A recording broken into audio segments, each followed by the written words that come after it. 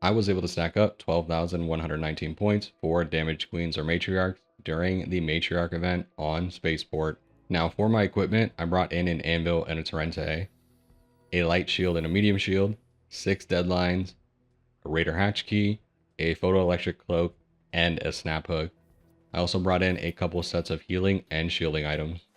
Now, if you don't have the deadline blueprint, a good place to get it is Stella Montis. I have good luck finding it in the cultural archives, but I've heard from other people who have commented on past videos that said that Stella in general is good for that blueprint overall. For farming the Comet Ignitors, the best places to do it, in my opinion, are hurricane events. It doesn't really matter which map it's on because you'll find them pretty much anywhere you go. Bring a hole cracker with you because you need to ensure that you take out the comet before it self-destructs, and that way you can get the comet igniter from its core. If it does self-destruct, you lose the igniter. Now when you are queuing in for this, there are so many different games running that it's actually very common to join in progress to a game where the matriarch or the queen is already gone. So a trick that I've learned while doing this challenge is to pay attention to your matchmaking timer on the bottom of the screen. Once that timer reaches 45 seconds, you are at risk of joining in progress anytime after that. So what I was doing to ensure I got a full match is I would cancel the queue at 45 seconds and then just re-queue again and wait another 45 seconds. As long as you see departing appear before the 45-second mark, you should be good to go with a full match. But if you wait beyond the 45 seconds, somewhere around the 50 to 60 second mark, the matchmaking system stops trying to find a full game and will put you into a join in progress. And in all cases, for this challenge, a join in progress game means the matriarch or the queen is already down. So pay attention to that and make sure that you are canceling in time and then just requeuing to get yourself a full match. Now once you spawn in, you want to head for the matriarch.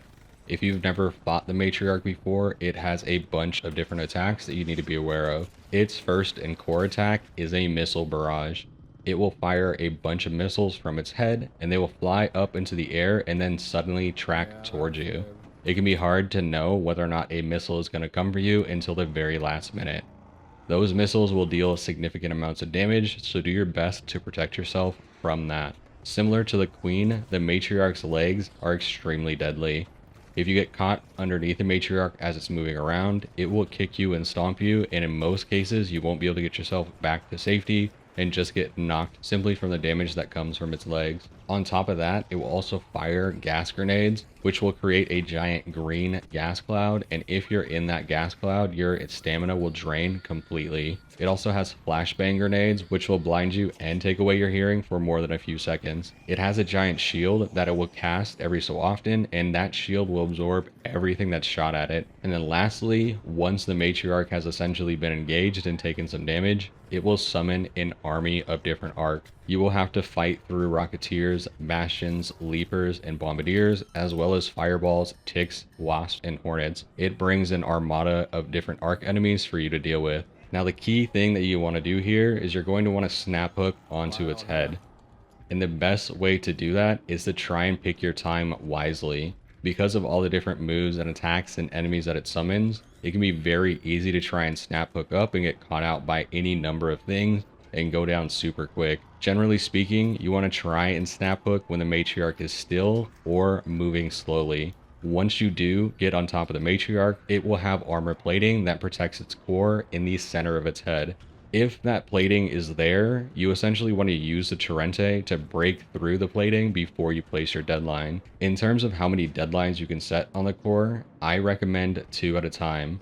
While you can technically do 3, your escape from its head has to be perfect. You can't stumble, you can't misclick on your sprint button, you essentially have no room for error, and there are a lot of ways that things can go wrong as you're trying to get away.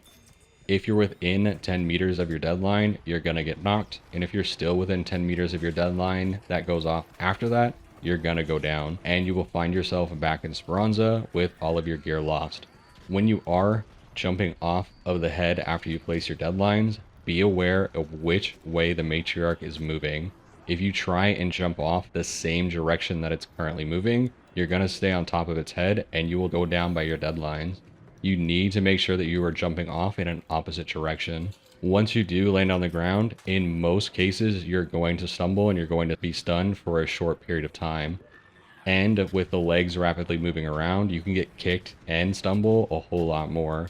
So do your best to try and avoid as much of that as you can and get yourself back to safety immediately. From here, it is simply rinse and repeat. Get yourself healed back up, and then Snaphook again back on top of the Matriarch, place another couple of deadlines, and then get yourself back to safety.